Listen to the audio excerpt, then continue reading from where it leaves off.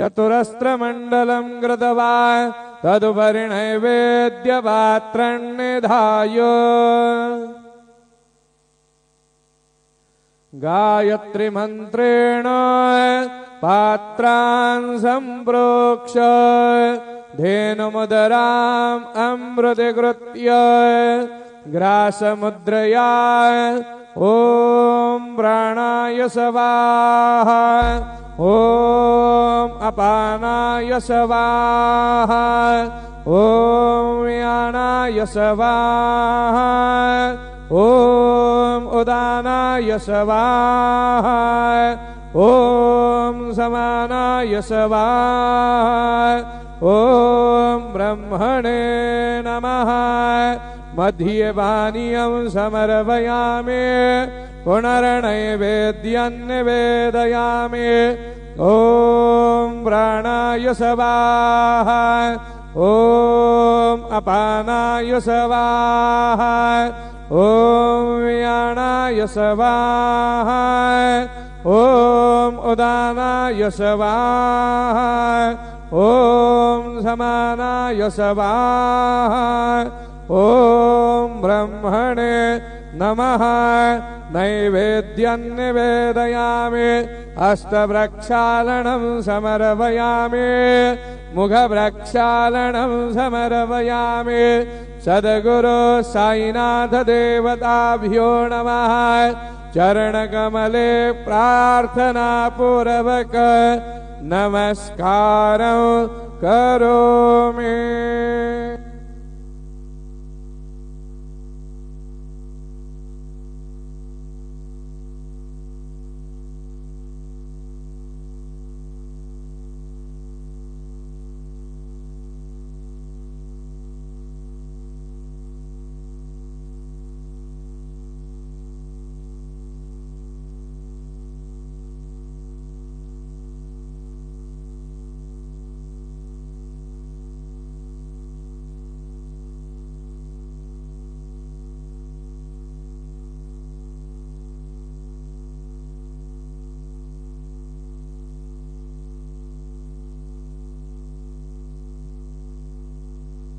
आता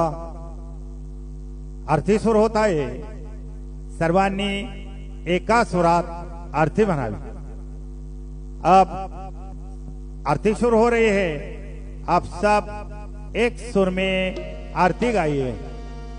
श्री सच्चिदानंद सद्गुरु साईनाथ महाराज के जय। देवोने पंचारती करू बाबांचे आरती करू साईंचे आरती करू बाबांचे आरती।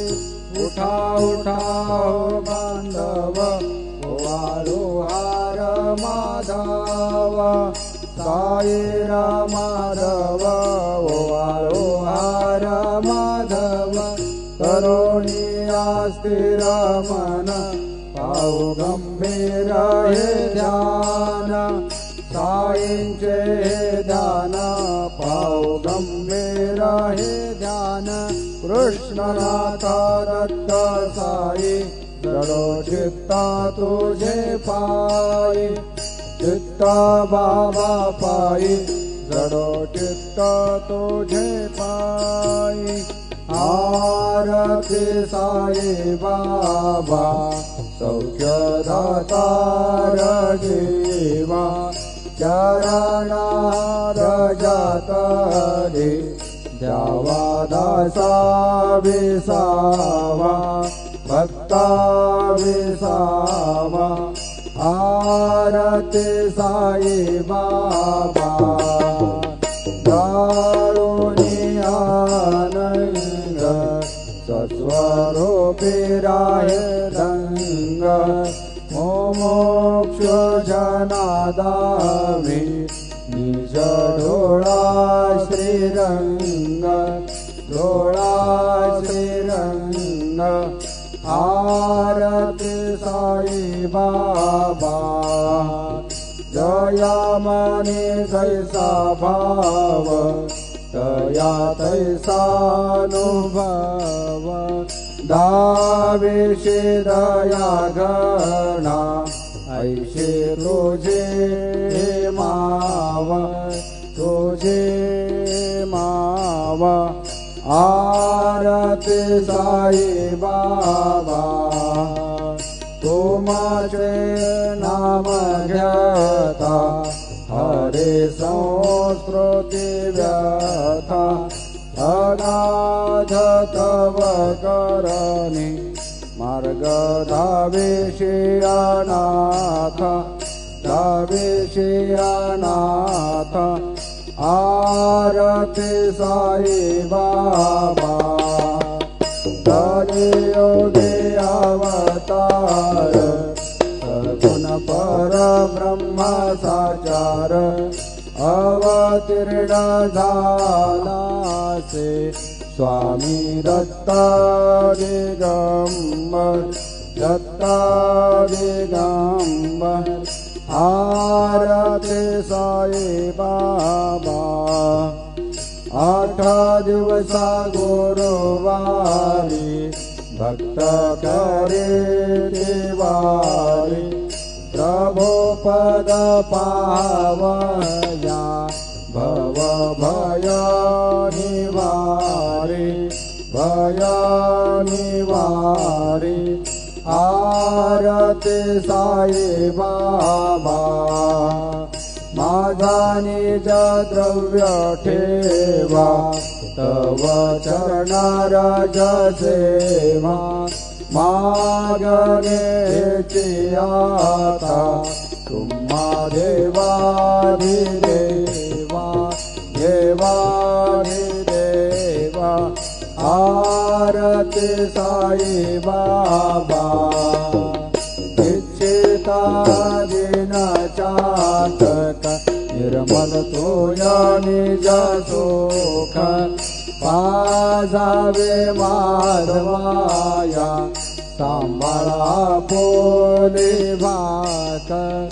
आपोले भाक आरती साई बाबा सौख्यदातार देवा चरणा रजतली द्यावा दासा विसावा भक्ता विसावा आरती साई बाबा जय देव दत्तावधूता हो साई अवधूता जोडून करतव चरणी ठेवितो माथा जय देव अवतरसे तो येता धर्माते ग्लानी नास्तिकाना येतो लाविस भजनी दाविस नाना लीला असंख्य रूपानी हरिसे देनांजे तो संकट दिन रजनी जय देव दत्तावधूता हो साई अवधूता जोडून करतव चरणी ठेवितो माथा जय देव यवन स्वरूपे ऐक्या दर्शन त्वादिघले संशय निरशुनिया तद्वैता घालविले गोपी चंदा मंदा त्वाचे उद्धरिले मोमिन वंशे जन्मुनि लोकातारियले जय देव दत्तावधूता हो साई अवधूता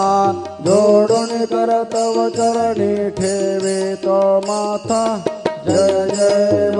देव वेदन तत्वे हिंदू यवनांचा काही दावायाशी झाला पुनरदेही पाहसी प्रेमाने तू हिंदू यवनाही दाविस आत्मत्वाने व्यापक हा साई जय देव दत्तावधूता हो साई अवधूता जोडून करतव चरणी ठेवितो माथा जय देव देवा साईनाथा त्वत्पदनत भावे परमाया मोहित जन मोचन धन्यवावे त्वत्कृपये सकलांचे संकट निरसावे देशुद करि दे त्वदृश कृष्णाने गावे जय देव दत्तावधूता हो साई दूता जोडून कर तव चरणी ठेवे तो माथा जय देव शिरडी माझे पंढरपूर साई बाबा रमावर बाबा रमावर साई बाबा रमावर शुद्ध भक्ति चंद्रभागा भाव पुंडलिका जागा पुंडलिका जागा भाव पुंडलिका जागा याहो याहो अवघे जन करू बाबांचे वंदन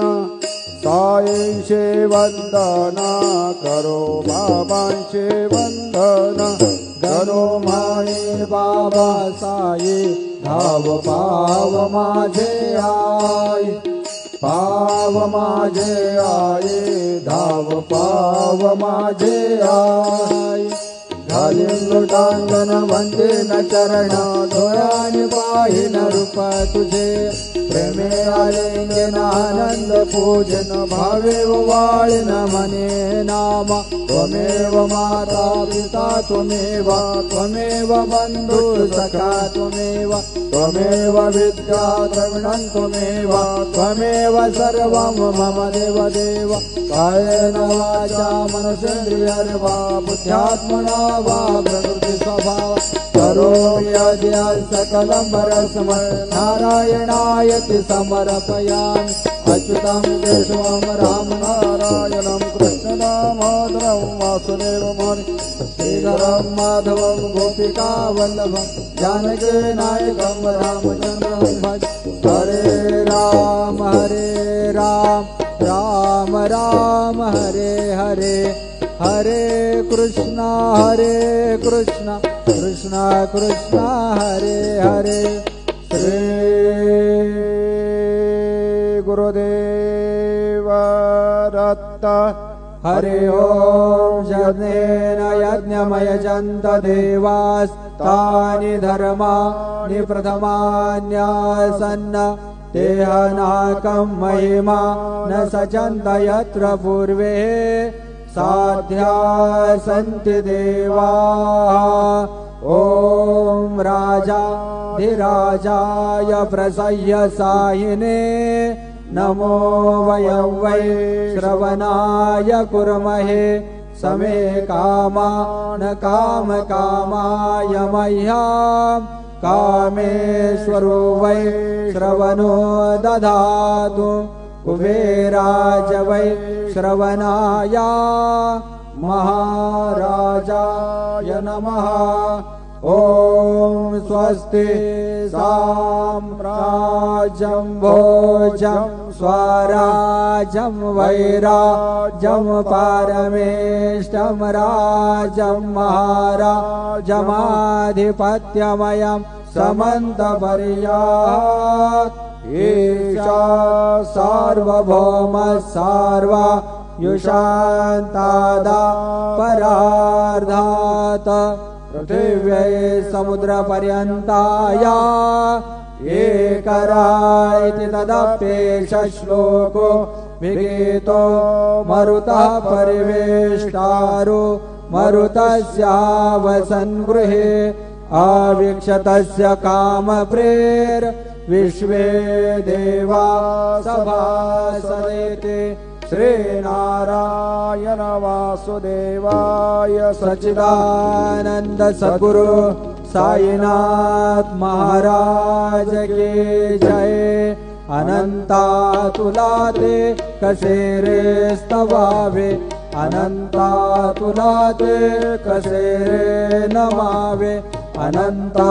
मुखांचा श्रीशेष गाता नमस्कार साष्टांग श्री साईनाथा स्मरावे मने त्वत्पदानित्य भावे पुरावे तरे भक्तीसाठी स्वभावे तरावे जगातारुणिमाय ताता नमस्कार साष्टांग श्री साईनाथा वसे जो सदा दावया संत लीला दिसे आज्ञलोका परे जो जनाला परे अंतर्ज्ञान कैवल्य दाता नमस्कार साष्टांग श्री साईनाथा बराला धला जन्म मानवाचा नरासार्थका साधनीभूत साचा धरो साई प्रेमा गळाया हंता नमस्कार साष्टांग श्री साईनाथा धरावे करे सानलपज्ञ बाला करावे अमाधन्य चुंबो निघाला मुखे घाल प्रेमी कराग्रासाता नमस्कार साष्टांग श्री साईनाथा सुरादे कजांच्या पदावंदिता ते शुकादे कजांते समानत्व देते प्रयागादि तीर्थे पदे नम्र होता नमस्कार साष्टांग श्री साईनाथा तुझा जा पदा पाहता गोप बाले सदा रंगलेचे स्वरूपे मिळाले करे रास क्रीडा सभे कृष्णनाथा नमस्कार साष्टांग श्री साईनाथा तुला मागतो मागणे कद्यावे करा जोडितो देनात्यंत भावे भवे मोहने राजहातारे आता नमस्कार साष्टांग श्री साईनाथा ऐसा ये बा साई दिगंबरा अक्षय रूपावतारा सर्व व्यापक तू श्रुति सारा अनुसयात्र कुमारा बाबा ये बा काश स्थान जपा प्रतिदिवशी कोल्हापुर भिक्षे निर्मल नदी तुंगा जलप्राशी निद्रा बाहुर देशे ऐसा ये बा जोड़े लोंबत से वाम करे त्रिशूल डमरो धारे भक्ता वरद सदा सुखकारे देश मुक्ति चारे ऐसा ये बा पाई पादुका जपमाला कमंडलो मृगचाला धारण कर सेवा नाग जटा मुकुट शोभतो माथा ऐसा ये बा तत्पर तुझाया जे ध्यानी अक्षय दांचे सदनी लक्ष्मी वास करे दिन रजनी रक्षसे संकट वारुणी ऐसा ये बा या पर ध्यान तुझे गुरुराया दृश्य करे नयनाया पूर्णानंद सुखे एकाया नाविसे हरि गुण गाया ऐसा ये बा साई दिगंबरा अक्षय रूपावतारा सर्व व्यापक तो श्रुति सारा अनुसयात्र कुमारा बाबा ये बा सदा सत्स्वरूपं चिदानन्दकन्दं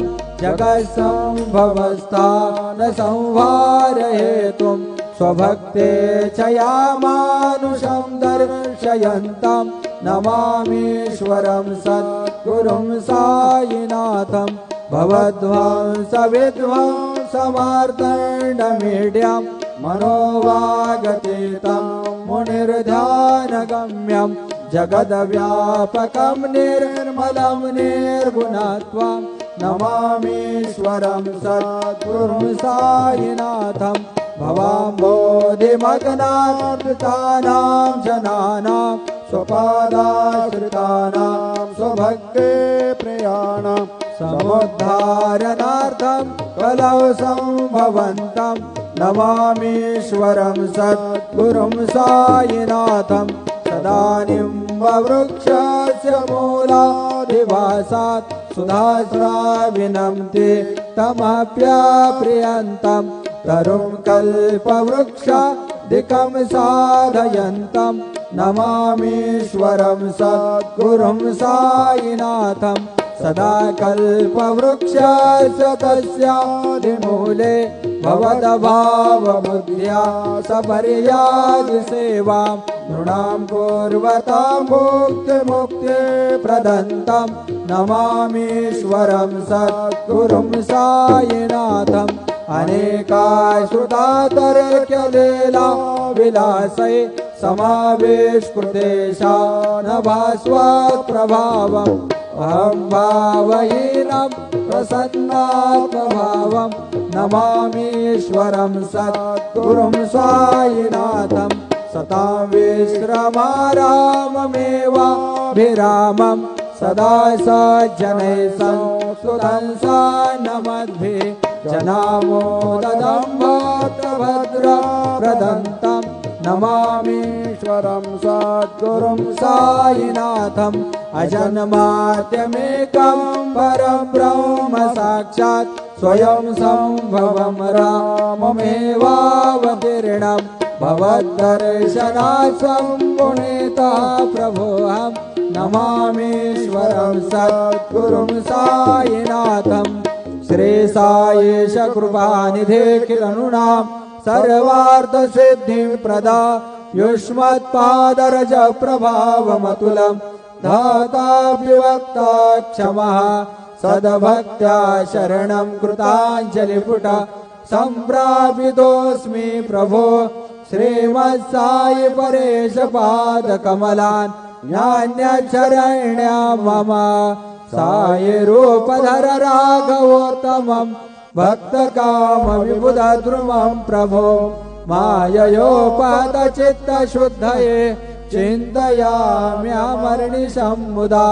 क्षरशुधांशुं प्रतिमं प्रकाशं कृपादपत्रं तव साईनाथ त्वदीयपादाब्जसमाश्रितानां स्वच्छाययाता मम करोतु उपासनादेव साईनाथ स्तवैर्मयोपासनिना स्तुतास्त्वं रमेन् मनोर्मे तव पादयुग्मे भृङ्गो यथाब्जे मकरन्दलुब्धः अनेकजन्मार्जितपापसंशयो भवेद्भवत्पादसरोजदर्शनात् क्षमस्व सर्वानपराधपुञ्जकान् प्रसीद साये सद्गुरो दयानिधे श्री साईनाथ चरणामृतपूर्णचित्तास् तत्पादसेवनरता सततं च भक्त्या संसारजन्यदुरितो धवनिर्गतास्ते कैवल्यधाम परमं समवाप्नुवन्ते स्तोत्रमेतत्पठेर्भक्त्या यो नरस्तनमनः सदा सद्गुरो साईनाथस्य कृपापात्रं भवेत् ध्रुवम् करचरणकृतं वा कायजं कर्मजं वा श्रवणनयनजं वा मानसं वा अपराधं वेतं वा सर्वमेतत् क्षमस्व जय जय करुणाब्धे श्री प्रभो साईनाथ श्री सच्चिदानंद सद्गुरु साईनाथ महाराज की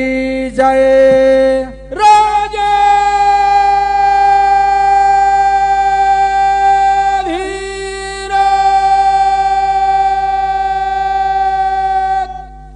योगी राजा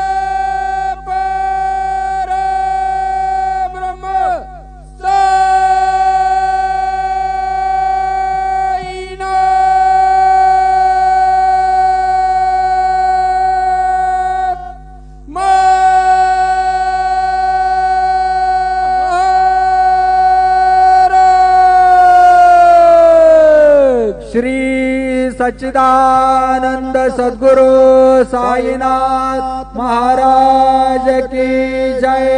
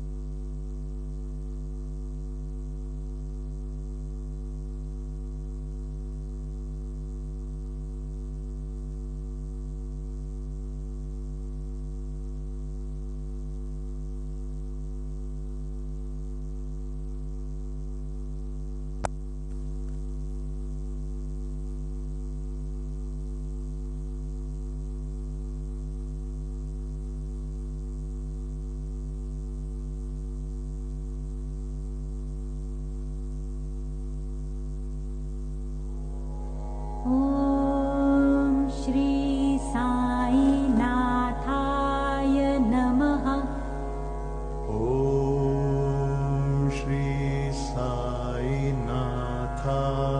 नमः।